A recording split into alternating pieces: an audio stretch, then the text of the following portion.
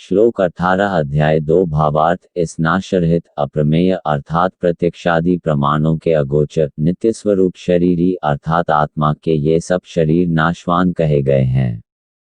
इसलिए हे भारतवंशी, तू युद्ध कर। आत्मा के सत्य को समझ लेना और उसके तथ्य और तत्व को जान लेना बहुत आवश्यक है, नहीं तो मनुष्य मोह माया के जाल से अपने को मुक्त नहीं कर सकता। श्री कृष्ण का प्रयास यही था कि अर्जुन जीवन के सत्य को समझे और विनाशकारी आकार या स्वरूप में स्थापित आत्मा के तत्व को समझे, जिससे मोहवश भ्रम से जागृत हो उसकी बुद्धि उचित निर्णय ले सके, और जब वो निर्णय ले तो उसका हृदय निर्मल हो।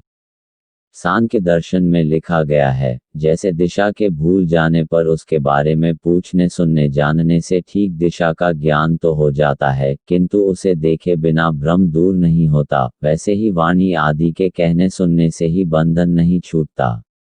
भौतिक तत्वों से बना कोई भी आकार, स्वरूप या शरीर शाश्वत नहीं है। समय आने पर इसका नाश अवश्यंभावी है, पर शरीर में आत्मा रूपी जो तत्व है उसका कोई आकार नहीं, रूप नहीं, गंध नहीं, स्पर्शनीय भी नहीं और दृश्य भी नहीं। वही परमपिता परमात्मा का अंश है जो सब में सब जगह वितरित होकर समय आने पर अपने उद्गम में जा समाता है। सांख्य दर्शन में इसे ईश्वर कहा गया है और आदि शंकराचार्य ने इसे विष्णु की संज्ञा दी है। इस्लाम धर्म वाले इसे अल्लाह और ईसाई धर्म वाले इसे गॉड कहकर मानते हैं। सिख धर्म वालों ने भी इसे एक ओंकार की संज्ञा दी है। तो कहा जा सकता है कि इस अनुभूति विशेष में एक ही भाव है, एक ही आत्मस्वरूप है। यहीं से सौर मंडल की और पंच तत्वों की उत्पत्ति हुई है, और जब कोई जीव जंतु या वनस्पति आदि जन्म लेते हैं तो उनमें भी प्राण स्वरूप यही ईश्वरीय तत्व या सच समाया रहता है। और जब तक ये सच उनमें है वे जीवित हैं। जैसे ही ये प्राण जीवधारियों या वनस्पति से पृथक होते हैं, वैसे ही सब कुछ शेष हो गया मानकर उसके स्वरूप को स्वयं ही अग्नि या मिट्टी को समर्पित कर देते हैं, या फिर प्रकृति स्वयं समय के साथ उसे पुनः प्रकृति में विलय कर देती है, ठीक मिट्टी के घड़े की तरह, जिसके अंदर भी और बाहर भी जो खालीपन है, जो भिन्न भिन्न आकार का हो सकता है, उसके अंदर के खालीपन सकते हैं, उसे कोई नाम रूप या प्रयोग हेतु प्रस्तुत कर सकते हैं, पर जैसे ही घड़ा टूटता है तो अंदर बाहर का भेद मिट जाता है। ऐसे ही शरीर में बसे प्राण हैं। प्राण के शरीर छोड़ते ही शरीर पांच भूतों में विलय हो जाता है और प्राण प्राणिक सत्ता में जा मिलते हैं। शंकराचार्य ने भी इस तथ्य को स्पष्ट करते हुए कहा है कि आत्मा का विनाश कोई नहीं कर सकता, और आत्मा का विकास ठीक वैसे ही है जैसा कि घड़े और मिट्टी का। आत्मा जब शरीर छोड़ के अनंत में लीन होती है तो वो न तो किसी को जाते हुए दिखाई देती है, न ही विलय होते हुए ही, और न ही स्पर्शनीय है, पर वह है और जब तक किसी स्वरूप के संपर्क में थी शरीर कर्मरत थे, बाद में जो शेष रहा वो अपने उद्गम तत्वों में जा समाया। यह एक शाश्वत सच है। यदि उपरोक्त तथ्य को समझने की कोशिश करें तो शरीर और आत्मा दोनों के अलग अलग अस्तित्व हैं, पर शरीर के शांत होने का अर्थ है आत्मा का उससे पृथक हो जाना, पर इससे आत्मा का भी विनाश नहीं होता, वह अपने ब्रह्मांड व्यापी स्वरूप में चली जाती है। दूसरी ओर शरीर निष्क्रिय रह जाता है, जिसे अंतिम संस्कार के रूप में पांच तत्वों को समर्पित कर दिया जाता है, और ये प्रक्रिया उसके अपने ही करते हैं। मोह बंधन सब देह तक ही सीमित थे और समय समय पर बनते बिगड़ते रहना देह की प्रक्रिया है जिससे ये बंधन बंधे थे। संक्षिप्त रूप में कहें तो कृष्ण अर्जुन को जीवन का सच बहुत सरल शब्दों में समझने का प्रयास कर रहे हैं कि ये देहधारी बंधु बांधव एक दिन शेष हो जाएंगे, इसलिए अर्जुन का व्यथित होना उचित नहीं।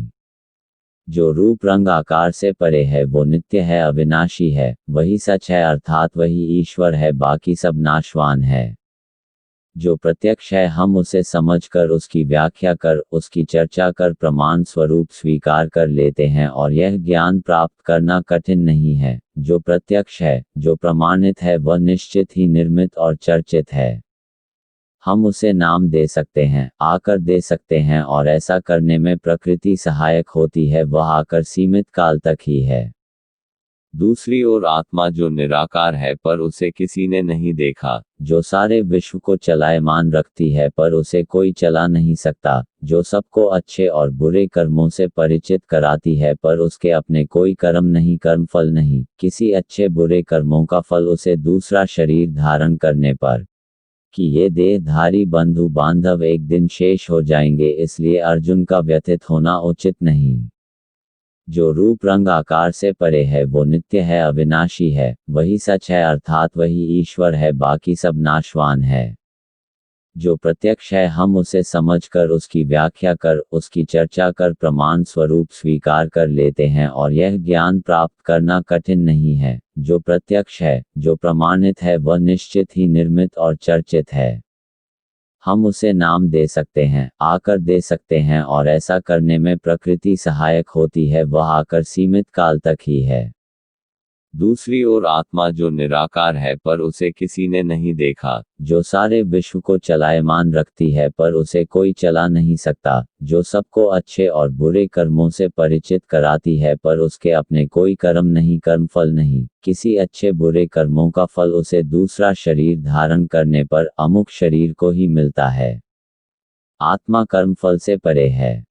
कण कण में विभाजित हुए रूप आकार के कारण उसे भिन्न भिन्न नाम व संज्ञाएं प्राप्त हैं, पर अंत में वो जब अपने रूप में जा समाती हैं तो अपने अविनाशी स्वरूप से एकाकार हो जाती हैं। सारे बंधन, सारे पाप पुण्य से विरक्त हो एक सत्य के रूप में ही विलय हो एकाकार हो जाती हैं। इसलिए हे अर्जुन उठो और युद्ध करो, यहाँ शोक करने लायक कुछ नहीं है, जो है उसका विनाश तो पहले से निश्चित है। तुम अपने को दोषी या पाप का भागी मत समझो।